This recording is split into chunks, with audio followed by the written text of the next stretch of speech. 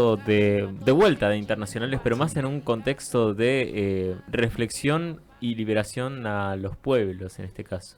Cómo profesar de pronto un mensaje que trascienda más allá de nosotros mismos. Y por eso no podemos estar mejor acompañados que con la presencia, en este caso Pablo, estás aquí de vuelta, Pablo Monterruñadesi, pero por supuesto también en esta mesa se encuentran dos personas que admiramos profundamente en su compromiso, ¿no?, con la lectura internacional, que son Ezequiel Becci y César Subelet. ¿Cómo están?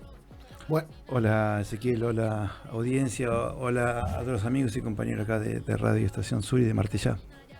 Bueno, muchas gracias por este espacio. Estoy feliz de volver a la radio después de un año bajo la tierra, como la cigarra, ¿no? Ahí escuchándolo siempre, muy atento a lo que han hecho con el programa, así que súper feliz de estar acá. Bueno, con César también siempre ahí al pie del cañón. En este caso, ahí veníamos escuchando, ¿no?, una cancioncita que decía: alguien de nosotros votó por Trump, ¿no? Le dicen, claro, sí. En Centroamérica, por ahí acá decimos Trump, votó por Trump. A ver, alguien de nosotros votó por Trump. Alguien de nosotros votó por quién, por el imperio, ¿no? ¿Y qué es ese imperio, no? A mí lo que me interesa por cerrar el año, ¿no?, una mirada antiimperialista, que tendríamos que tener una mirada antiimperialista o profundizar la mirada antiimperialista o investigar sobre qué es el antiimperialismo. Ya que me invitaron, quería decir que bueno, que probablemente lo estamos hablando en producción con César y demás, qué hacer para el año que viene.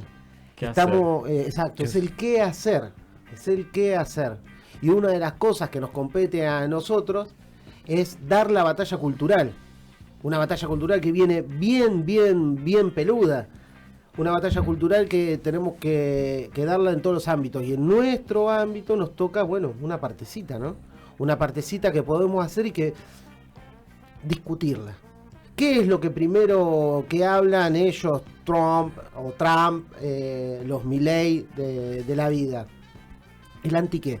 El anticomunismo, el antisocialismo, lo ser colectivo, lo individual sobre lo colectivo. Entonces me parece que ahí tenemos un lugarcito para hablar y un lugarcito para discutir con nuestros amigos, con nuestros compañeros, con nuestros vecinos y con todo el mundo que Bueno, es la batalla cultural que tenemos que dar. En este caso, yo siempre seguí, hasta el año pasado teníamos un programa de solidaridad con Cuba llamado Trinchera de Ideas, que tratábamos eso.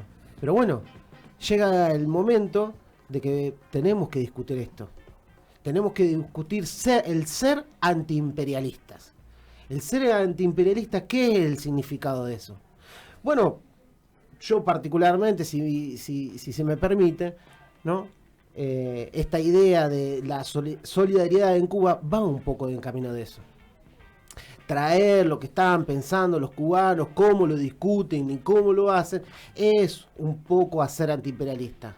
No todo es lo mismo, no todo es Netflix, no todo es Amazon, hay una realidad, y una realidad que se puede ver solamente haciendo comunidad.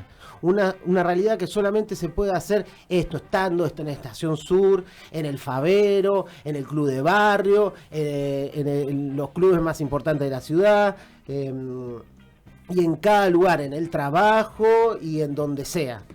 Es cómo nos sentimos y qué es lo que queremos, qué es lo que realmente necesitamos.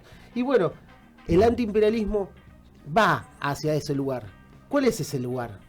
Es el lugar de comunidad, de que uno solo no va a poder hacer todo, sino en comunidad sí se va a sentir más seguro, más protegido, más acobijado. Bueno, discutir eso. ¿Qué es lo que persiguen ellos? El rédito inmediato para unos poquitos. ¿Qué es lo que queremos nosotros? Salud, educación y paz en el mundo. Entonces, bueno, Ahí tenemos que estar discutiendo eso. Porque ellos, claro, cuando hablan de comunismo, hablan que no quieren salud para todos y todas y todes. Cuando hablan mal de comunismo es porque no quieren educación. Y no la quieren. Y la desprecian. Como desprecian a los viejos que cagan a palos todos los miércoles y que cagan de hambre todos los días. Y no solamente a los viejos, a los más jóvenes. Y no solamente a los más jóvenes, a los veteranos de Malvinas. Y así podemos hablar con cada estrato de nuestra sociedad. Menos quién, menos los poderosos, menos los ricos. Entonces eso es parte de su agenda. Y esa es la agenda que tenemos que empezar a discutir. Pero también empezar a discutir qué es lo que nosotros planteamos. Porque si lo discutimos a ellos nada más, tenemos un quilombo. Si nosotros no decimos qué es lo que sí queremos. ¿Qué es lo que sí queremos? Bueno, y en eso venimos. No quiero...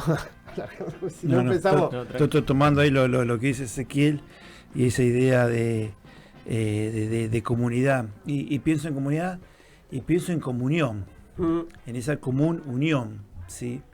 Y que es lo que el neoliberalismo en los 90 y última neoliberalismo recargado de conservadurismo o neofascismo, ¿sí? Es lo que ha venido a romper esos lazos, ¿sí? Como bien también señalaba Ezequiel, el hecho de que este modelo económico golpee muy fuertemente, no solamente en la Argentina, sino en el mundo. Digamos, en el mundo los neoliberales apuntan a elevar la edad de jubilación. O sea que se jubilen cada vez menos y que trabajen hasta el último día de su vida, como pasa en muchos países de América Latina, que ve gente muy mayorcita, abuelitos, gente muy, muy adulta, y capaz que con un cajoncito de manzana y con 2, 3 curitas, viste, vendiendo con un puestito improvisado, que puede decir, pucha, lo que va a sacar ahí, se compra un sándwich, y así transcurre su vida, ¿sí? Y que también se le saquen los subsidios a las personas que tienen discapacidad, ¿sí? Pensamos que las personas que tienen discapacidad, es muy difícil que capaz que se puedan, me refiero a gente que capaz que tenga un retraso mental, ¿sí? Entre todas las discapacidades que hay, ¿no? Es muy difícil que se pueda insertar a un modelo productivo y que pueda rendir en términos capitalistas, ¿sí? Como cualquier trabajador, porque tiene muy más lenta de lo que hace, bueno. Y es más, hace... no sé, en Atenas era que los tiraban a los discapacitados, a la gente que nacía así con alguna dificultad física, el monte Sinaí era, ¿no? El monte Sinaí lo tiraba.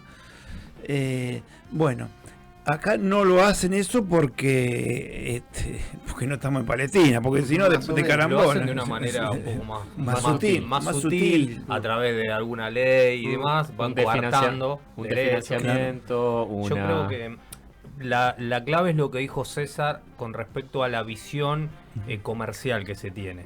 El discapacitado, así como el jubilado, es una molestia, así como el pobre. Es alguien que jode porque no aporta, porque no genera gastos, así lo piensa el neoliberalismo.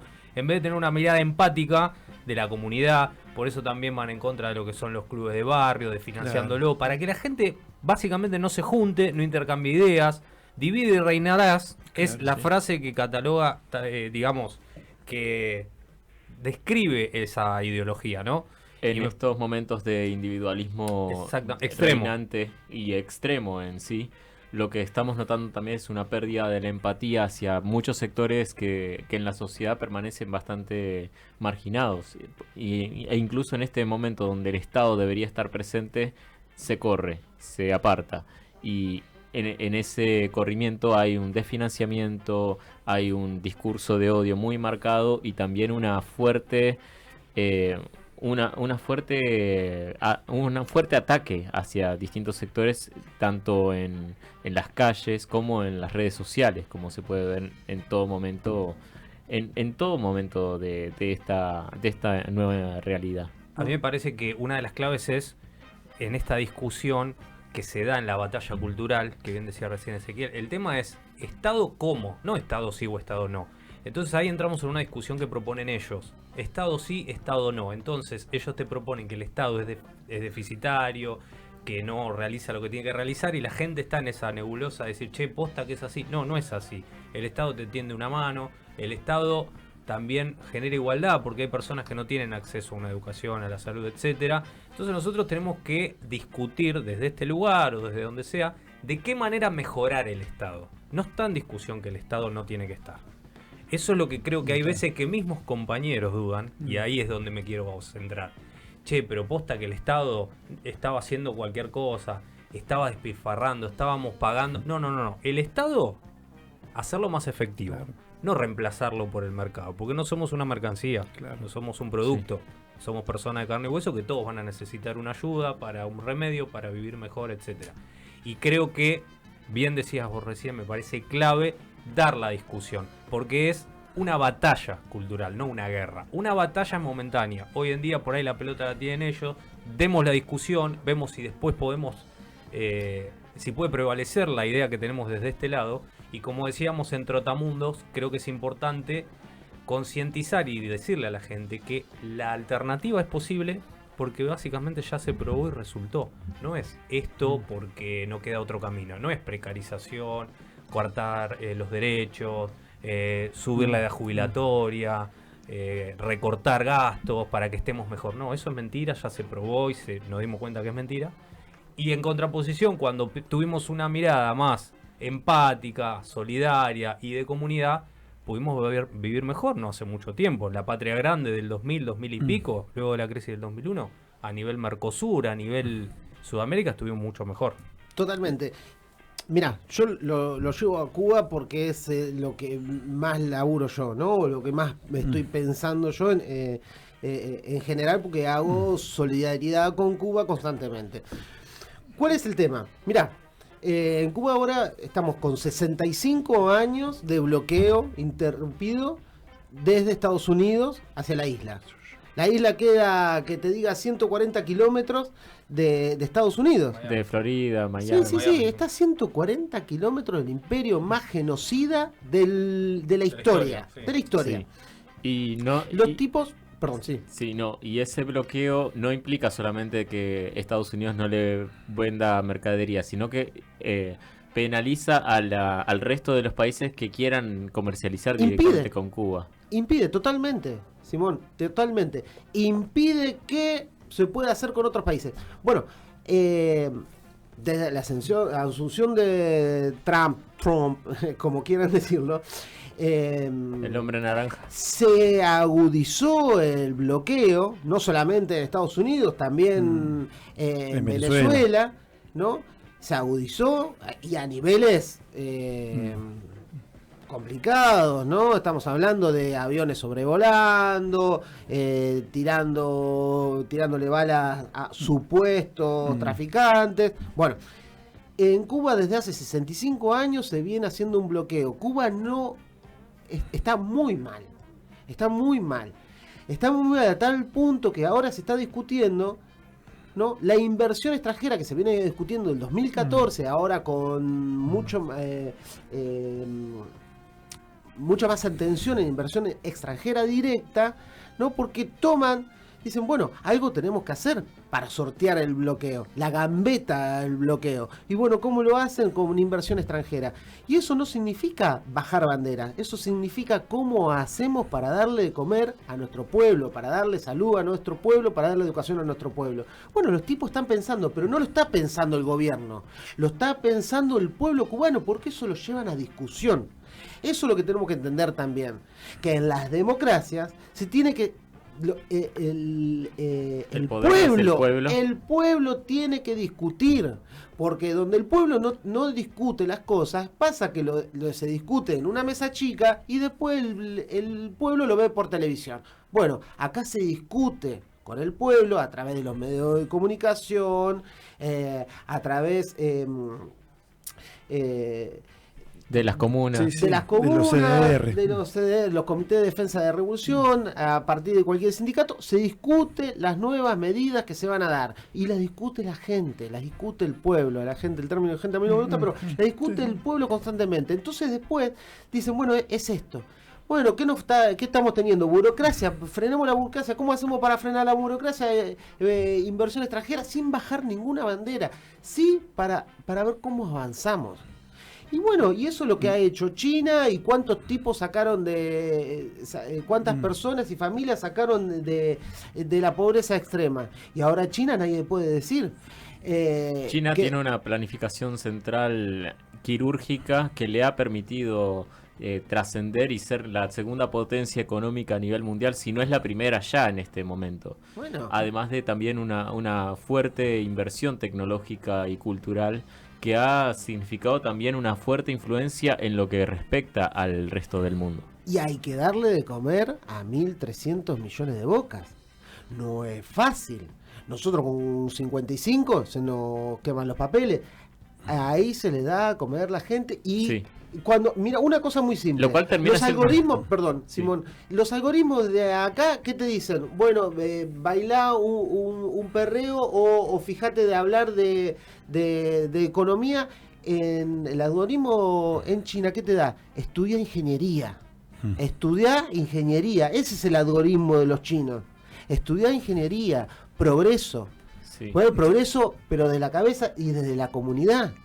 Bueno, a eso es lo que tenemos que decir. Incluso los influencers creo que ahora tienen Claro. que tener un título Distinta para poder, exacto. ¿por qué? Porque el influencer, como se conoce acá, el que tiene las redes sociales y transmite conocimientos, tiene que estar preparado, porque vos estás influenciando a millones de personas que escuchan las pavadas que decís, y de no estar preparado pasa lo que pasa acá. No, yo quería una pequeña pastillita con respecto a China, que para nada desconoce al Estado. De hecho, el Estado Claro. regula toda inversión del privado. Hay mucho privado, pero siempre regulado por el Estado. El Estado garantista de una, no sé si distribución de la riqueza, porque eso ya es un concepto más peronista quizás, pero nunca desconoció al Estado como Yo tal. quería, citar justamente un libro en este momento que estoy leyendo. Está en inglés, pero me parece que da pie a esto. Es como el sistema económico chino es algo que es totalmente inédito, que excede dentro de lo que es la lógica capitalista y la lógica socialista o comunista incluso. Es algo que es propio de China y que se ha resignificado dentro de las concepciones clásicas del marxismo, pero se ha reversionado a las características propias del país, a las características propias de la sociedad. Y justamente ha permitido de esa manera construir un sistema que integre a distintos estratos de la sociedad, pero a su vez también no entender el mercado como una contradicción del Estado, sino como un complemento del mismo, para que de esta manera el mercado no signifique de alguna forma una herramienta exclusiva del propio capital, sino una herramienta del Estado mismo para poder garantizar la generación de riqueza y a su vez su propia distribución. Una de las cosas que ha marcado ustedes, que aparece, es el tema del Estado. Sí. Digamos, en los gobiernos también neoliberales, neofascistas, no desaparece el Estado. Nosotros a veces decimos, vienen a achicar el Estado. Lo que hace es reconvierten al Estado. Entonces, de tener un Estado benefactor que te invierte en salud, en educación, en vivienda, en jubilados, en todo lo que es una inversión social, sacan la plata de ahí, el Estado el que la saca, porque tienen el poder del Estado esta gente, y la meten en áreas represivas, en áreas vinculadas a la seguridad. Ejemplo, ahora hace la semana pasada se nombra una nueva estructura de la CIDE y le dan tienen nuevos gastos reservados, fortunas. Sí. Después, entonces, lo que pasa en estos lugares es eso, se reconvierte el Estado. Y de ser un Estado benefactor a un Estado más represivo. En defensa, se compraron un montón de aviones, se invirtió mucha plata que te cortan los hospitales y compran aviones. Una curita y te compran un misil. Bien, y después lo otro, entonces lo común que ha tenido, entonces estos estados benefactores, lo que decía Pablo, a principios del 2000 y esa primera época para el kirchnerismo que llegamos a conocer con el estado cubano, el venezolano y el chino, es quién dirige ese estado. Sí, claro. ¿Quién dirige el estado? Cuando vas hay lugares, yo por ejemplo a mediados de los 90 había estado en Bolivia y vos veías que ahí no existía, no había en ruta, claro, acá no hay estado. Claro. En muchos países de América Latina no existe el Estado, Sí, o en todo caso, el Estado es chiquitito y está en función del privado. Tanto en China como en Cuba o en Venezuela, ahí el Estado es el que dirige la economía. Y ni hablar que en China el Estado es el que también habla de igual a igual con los empresarios, con los millonarios. ¿Sí? Hay millonarios en Cuba. El tema es que ese capital no lo tiene en función de la ganancia propia, lo tiene en función de ese Estado. Bien, yo quiero decir algo antes de irme porque me tengo que ir. Lo que no estamos de igual a igual, porque acá aparte no se habló muy bien del tema, es del clásico platense. Ah, ya. El lunes va a jugar Gimnasia versus, ¿cómo se llama el otro equipo? Estudiantes de La Plata. Se va a jugar en la cancha de Gimnasia y hasta hace un mes, podemos decir, Gimnasia estaba descendido. Hoy estamos peleando la semifinal. Salga como salga, porque tiene que ganar el mejor y nada más, y no me importa si lo que digan en la tele, ahí gana el que mete más la pelotita dentro del arco, y nada más. Así que sea un lindo partido, que somos primos y no enemigos, y arriba el Lobito. Así que bueno, me despido. Sí. Muchas gracias. Muchas gracias, Pechi, Simón. muchas gracias, César. La lucha de los pueblos por César Subelet y Ezequiel Becci para escuchá, una de las cosas más. Tenemos, nos hicieron un 50% de descuento en tatuajes. Pará, que lo tengo que leer bien. Bien. Mirá, tenemos un 50% de tatuajes. Se tienen que hacer amigos de Nahuel 6 y tienen un 50% de descuento en el tatuaje. 50% es un montón. Nadie te da eso. Nahuel 6 hace tatuajes. Si se hacen amigos de ahí, 50% cuando van. De parte de Martilla, viejo. Bien. Claro. Ahí está. Bueno, ¿Listo? ¿Ya está? ¿Ya sí. cumplí? ¿Dónde paso a cobrar? Es acá, es Ahí acá. por- Acá, Porque acá, hablamos de acá, socialismo, acá, pero acá, tenemos acá, la acá también. platita. ¿Y la Acá platita dónde está? Acá también, acá El también. ¿El área dónde está? Vamos en patacones, pero bueno, Por va por ahí supuesto. por administración. va por ahí. El de Cuba, el área de Cuba tenemos que mandar. Que ya estamos en una campaña solidaria, pero ya la vamos a alargar el año que viene. Sí. Quiero, antes de cerrar, justamente estamos en los últimos minutos finales, pedirle a la gente que en este momento se encuentra afuera del estudio que pase a despedirse, porque justamente Vamos. es importante que todos y todas los que han participado en este programa, que están aquí presentes, pasen a saludar. A mí me dijeron que Charo llegó 10 minutos.